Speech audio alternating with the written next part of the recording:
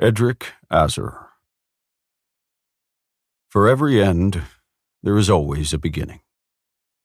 The king would come to realize, many years later and thousands of steps beyond the ones he currently takes, that this was the start to his impending demise. Edric sets a formidable pace through the twisting gut of his pristine castle. As a child, the coiling corridors used to taunt him, trap the princeling in a confusing loop with every corner he rounded. Even now, it reminds him horribly of the maze that is his mind, and how any word that enters through the shifting gate, his gaze, will meet a stony wall before breaking into a series of jumbled syllables. Or rather, what his father liked to call a disgraceful lack of competency. But his father is no longer here, leaving behind only the memory of a sniffling boy who struggled to read. Edric's polished shoes tread swiftly past the servants who slave over them every evening, the feet within navigating him confidently through the castle. A distant memory indeed. It was long after ridding his son of this shameful illness that Landon Azur finally met his end, though it was regrettably far more pleasant than Edric's cruel journey to literacy. His soul drifted peacefully from the frail body it had inhabited, which seemed entirely too gentle a death for such a harsh man. But with the kingdom now squirming in the palm of his hand, Edric thinks fondly of that fruitful time with his father, feeling a growing sort of gratitude for the man who pushed him along his path towards power. Cruelty molded him into a king, where kindness would have only crippled him. The crown curls atop his head, burrowing into the blonde strands of hair like a drowsy mutt. Each gaping hallway drips with the honeyed rays of sunset, seemingly slowing his pace as if they were clinging to his shoes. But the king pushes past every oozing puddle of light, because there is little in this life that Edric loves more than power, and he is heading right for it. The queen is rarely seen outside her quarters this late into the pregnancy. Even still, Iris was hidden away long before the growing of a spare in her womb. Love and paranoia are quite fond of each other, habitually mingling into a suffocating protection. Edric pauses before the familiar slab of wood that separates them. He often finds this moment to feel like the end of a maze he's been stumbling through since he was a boy. Here, there is no taunting castle or befuddled mind. It all falls away at her feet. It takes 4 beats of the king's fluttering heart for the door to swing open. Iris has always been the type of beautiful that can only be inarticulately described as breathtaking. As a descendant of an Izrami queen, she bears their tanned, freckled skin and bright eyes. And yet, Iris Moira had never stepped foot on the seaside kingdom's rocky soil. Over a century ago, a family feud had divided the royals of Isram, forcing several of Iris's ancestors, whose claim to the throne was nearly as weak as their relationship with the woman who sat upon it, to settle in Ilia. A handful of years had passed before the plague swept through, isolated the kingdom, and gifted the descendants of those bickering royals more power than they could ever have earned with a crown on their head. Edric, with his lust for power, married the woman before him nearly a decade after the purging. With every elite being contained to Ilia, no powerless princess beyond the border would be allowed to taint the king's line further. But the pairing of Iris's royal blood and rare ability was shocking enough to finally entice him into settling down. Iris was stunning like the sea, as though her skin were seeped in salt water until it shimmered. Edric tells her as much, smiling when the words draw out a warm flush atop her cheekbones. That golden hair cascades down her body and over the large swelling of her belly, like water carving a trickling path around a stone. She gently tugs the king towards her, pressing soft lips against his with a lingering sigh. Once released from his wife's captivating clutches, Edric begrudgingly glances around the room. Did you dismiss the servants again? Iris rests a delicate hand atop her stomach. I'm fine, Ed. They don't need to be swarming me every waking moment. Iris. Edric smooths a hand across the fabric draping her rounded belly. You know they are needed for your safety. This baby is coming any day now, and for your protection. The king stops talking then, because he recognizes the look on her face.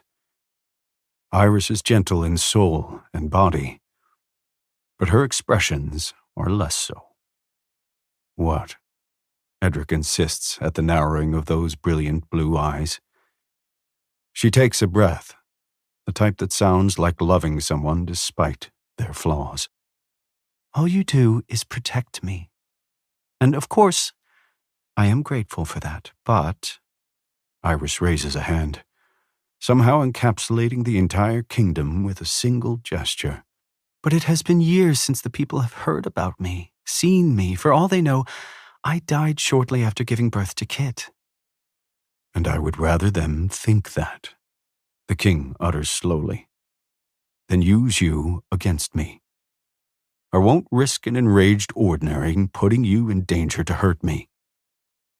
Iris pads slowly atop the carpet, her loose nightgown dragging green fabric behind her feet. The purging was over a decade ago. Your paranoia cannot keep me trapped here forever. She grasps his face, cupping him in the warmth of her presence. In our 5 years of marriage, I have done little more than hide away. Edric rubs a hand behind his neck, a habit his father plagued him with. It's as though every prickle of agitation builds beneath the skin there and chips away at his sanity. Ordinaries remain in this kingdom out of spite, hiding until their swelling anger has them committing some final act of violence. They all die in the end, as the weak always do. But it is the defiance of it, the constant worry that his queen may get caught in the crossfire. Soon, the king sighs. He pulls Iris's soft hands into his own. I will free you of these walls shortly. Once I've disposed of these lingering ordinaries, you will be safe. They are a mistake I am remedying, and the elites are just as eager to be rid of them. The gentle queen ponders this for a long moment. Good, because I would like very much to show our child to the kingdom. She guides her husband's hand along the swollen curve of her belly. The castle may be good at keeping secrets, but I am not. Edric finishes for her, knowing his wife more than he has ever wanted to know anyone. I know, Ree. But despite it all, I love you. She draws a circle above the king's thumping heart as she says it, just as she has so many times before. And thank plague for that, Edric responds earnestly. Iris's soft laugh morphs into a hiss when she clutches her belly.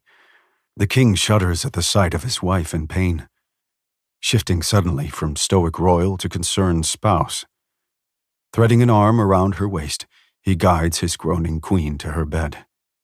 It is only after adjusting her legs and propping a pillow behind Iris's back that Edric allows himself a long breath. Are you all right? The question is laced with his own terror for her. Yes, I will be fine. Sweat glistens on her brow. Just labor pains, dear. The king nods in an attempt to expel that lingering fear within him. His father always hated when he showed any sign of weakness. And Iris is exactly that. Clearing his throat and smoothing the worry between his brows, Edric lets his gaze fall to the bedside table. Her beloved jewelry box sits there, filled with each of the Queen's coveted pieces. Iris has a passion for beauty, and despite her confinement to the castle, she has never missed an opportunity to sparkle in even the dullest of halls.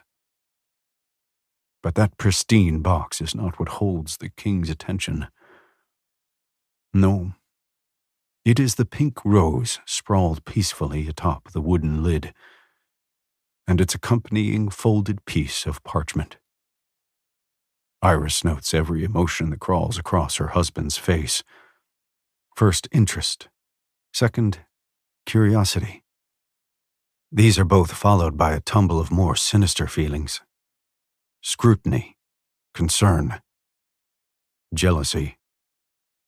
A gift from one of my handmaids, The Queen answers flippantly, though no question was voiced. I rarely get to walk in the gardens, so she thought to bring a bit of the gardens to me. With her belly wrapped in one arm, Iris uses the other to toss the gift beneath the jewelry box's lid. She traps the flower within the wooden walls so simply that Edric won't spare it another thought. Instead, he will continue on until met with the end that begins in this very moment. So, when Iris cries out in pain, and a dampness spreads across the covers beneath her, the end is very near for Edric Azar.